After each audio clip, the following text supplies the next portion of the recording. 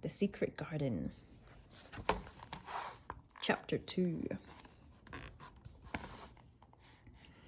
Mary spent the next few days searching for a way into the secret garden. She disliked being outside, but indoors there was even less to do. Most of the rooms she had seen so far reminded her of being in a museum. Outdoors, she watched for the robin, who would chirp to her from the tree inside the locked garden. "He lives in there," Mary said to herself. "Oh, I wish I could find a way in." Although she didn't realize it, all the fresh air was doing her good. Rosy cheeks had begun to bloom on Mary's pale face, and she was sleeping soundly at night. She even began to wake up hungry and eat all her breakfast. Mary also started to enjoy chatting to Martha, and had grown curious about her uncle, who she still hadn't met. "Why did Mr. Craven throw away the garden key?" Mary asked. "We're not supposed to talk about it," Martha whispered. "The garden was once a special place, just for Mr. Craven and his wife. After she died, he couldn't bear to go in there. The doctors thought Mr. Craven would die too, from a broken heart." "That's so sad," Mary murmured. One evening, as Mary and Martha listened to the wind howling outside, Mary thought she heard another sound from inside the house. "Listen," she said. "There's a child crying."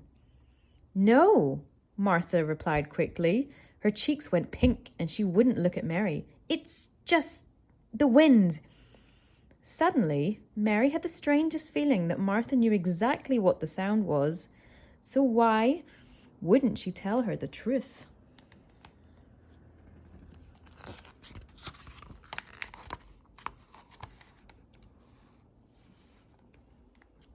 On a rainy morning, when it was too wet to go outside, Mary decided to stay indoors and explore. As she wandered through the twisting corridors, Mary counted the doors and studied the paintings on the walls. Many were of children in old-fashioned clothing with lace collars and puffed sleeves. She wished they were there now so that she could play with them, but the house was so silent, it felt as though Mary was the only person there. She found only vast rooms stuffed with velvet cushions and curious ornaments. Several hours later, Mary's legs ached and her stomach was rumbling. She wanted to go back to her room, but realized she was lost. She paused in the corridor, trying to work out where she was. It was then that a wail broke the silence, just like the one she had heard in the night. "It is crying," Mary said, her heart pounding fast, "and it's somewhere close. But where?" Eager to learn the truth, Mary leaned on a nearby tapestry wall, hanging to listen. Then stepped back in surprise. Behind the tapestry was another hidden door. As Mary gazed at it in astonishment, she saw Mrs. Medlock rushing towards her. "What are you doing here?" she snapped, pulling Mary away. "I heard someone crying," said Mary. "No, you didn't."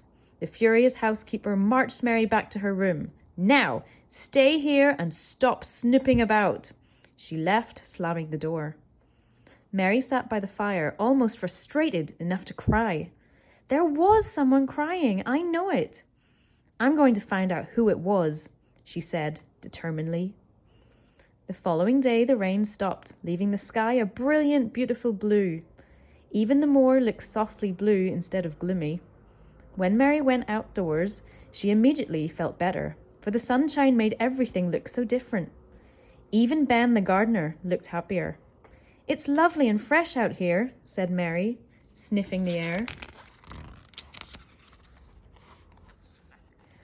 Ben nodded. "Springtime's coming. Soon daffodils and snowdrops will be poking up through the soil. You wait and see." "I will," Mary answered. She went off to walk beside the high, ivy-covered wall. Fluttering wings rustled through the air, and the robin landed at Mary's feet.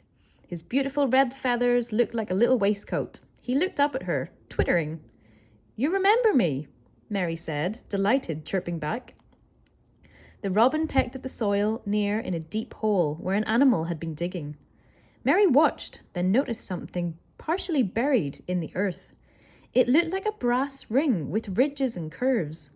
She picked out and pulled it free. It was a rusty old key. Suddenly, she was so excited she could barely breathe. "Perhaps this is it," she whispered, "the key to the secret garden." If she could find the door, maybe the key would open it. And if she liked what was inside, she could go there every day and make her own secret games. No one else would know, and Mary loved the idea of that.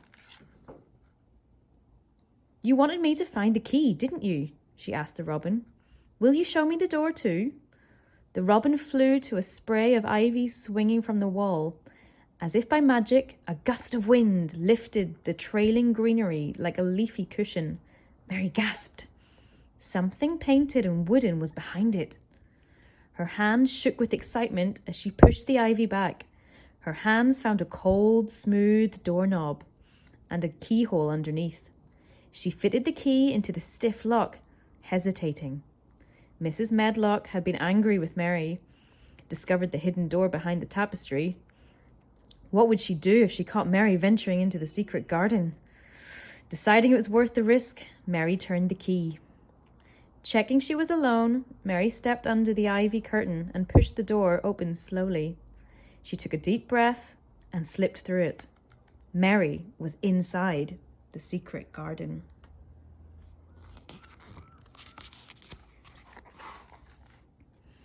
It was the loveliest place Mary could have imagined. Everything was covered in rose brambles, even the high walls. But were they dead or alive? No flowers or leaves grew from their stems, but they hung in thick tangles and had even grown in archways from tree to tree. Mary followed wintry grass paths, discovering old cracked flower pots and ornate stone seats. "I'm the first person to come in here in 10 years, Mary whispered to herself. Happily, as she looked at the flower bed, she noticed tiny green points poking out of the earth, just as Ben had described. "There are things growing," she explained. "It isn't a dead garden."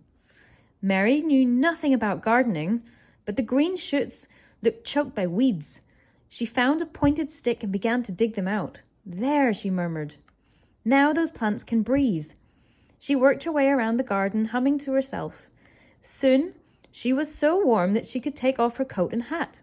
It was like she had found her own little world, and she loved it. The sun shone all week, and Mary dug and weeded in the secret garden, with only the robin for company. She liked being outside now. Her cheeks became rosier, her eyes sparkled, and she ate so much dinner that Martha was delighted. "I wish I had a little spade," Mary told her. "Perhaps Ben will give me a patch in the gardens to grow things." Of course, she couldn't tell Martha about the secret garden in case Mr. Craven put on a new lock and she couldn't get back inside. "My brother Dickon can get you some gardening tools with your pocket money, if you like," said Martha. "Seeds, too." Mary met Dickon a few days later. She had been about to go into the secret garden when she heard a strange whistling noise from behind a hedge. Creeping closer, she saw a boy of about 12 who was playing a wooden pipe. And how wonderful! Gathered around him to listen were 2 rabbits and a bushy-tailed squirrel. Mary didn't dare move in case she frightened the animals. When the boy finished playing, he stood up, and the creatures bowed away, unafraid of him. "You must be Dickon," she said. "And you're Mary," the boy smiled. He had sky-blue eyes and cheeks as red as poppies. "I've brought your gardening tools and seeds. Shall I help you to plant them?" Suddenly, Mary wanted to tell Dickon about the garden. It was hard being alone and keeping such an exciting discovery to herself. "Can you keep a secret?" "I keep secrets all the time," Dickon replied. "I found a garden," said Mary. "It isn't mine, but I care about it and I don't want it to die." "Show me," said Dickon in a quiet voice. So Mary led him to a hidden door. "Here it is. I'm the only one who knows about it." "What a pretty place," said Dickon. "It's like something in a dream." He pointed. There will soon be birds nesting in those rose bushes. Are they dead? Mary asked, afraid. No. Dickon took out a pocket knife and cut away some of the grey dead wood. They only need cutting back. These will be a fountain of roses by summer. He showed her how to use the gardening tools to dig around the roots of the rose bushes and let air get to them. Then he noticed one of Mary's own clearings around the green shoots. I didn't think you knew about gardening, he said, surprised. I don't, Mary replied. It just seemed the right thing to do. It was, said Dickon. You've worked hard, but there's still plenty to do. Will you help me? She asked. I'll come every day, said Dickon. And I promise to keep it secret. With that, Mary's heart sang with happiness, just like the robin. End of chapter 2.